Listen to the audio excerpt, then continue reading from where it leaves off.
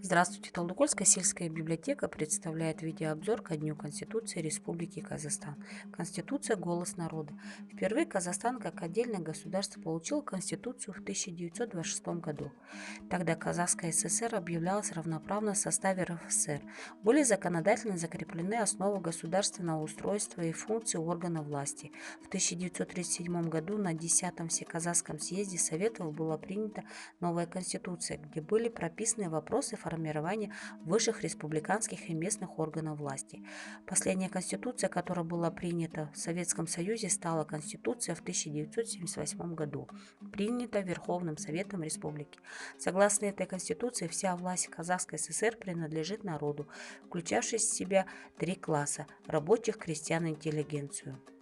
Период начала 1990-х годов был очень богат на политические перемены. В течение следующего года в Конституцию были внесены изменения, отображающие обретение государственной независимости, изменение названия республики, вопросы гражданства и многое другое. Первая конституция, которую принял Казахстан в качестве суверенного государства, датируется в 1993 году. Согласно этому документу, Казахстан объявил парламентской республикой, руководимой президентом.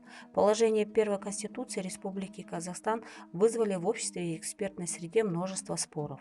И в этом отношении действующая в настоящее время Конституция в 1995 году получила прекрасную площадку для обсуждения и выработки устраивающего всех базового документа, определявшего направление развития страны в ближайшие десятилетия. 30 августа 1995 года на всенародном референдуме была принята действующая Конституция Казахстана.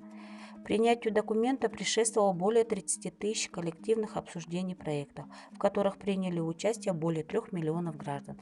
За время, прошедшее с момента принятия действующей Конституции, изменений и дополнений в ней вносилось 6 раз. В 1998, 2007, 2011, 2017, 2019, 2022.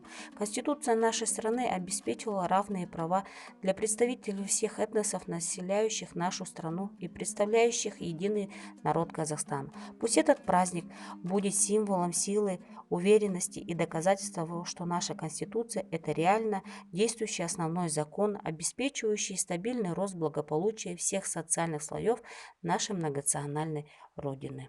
Спасибо всем за внимание.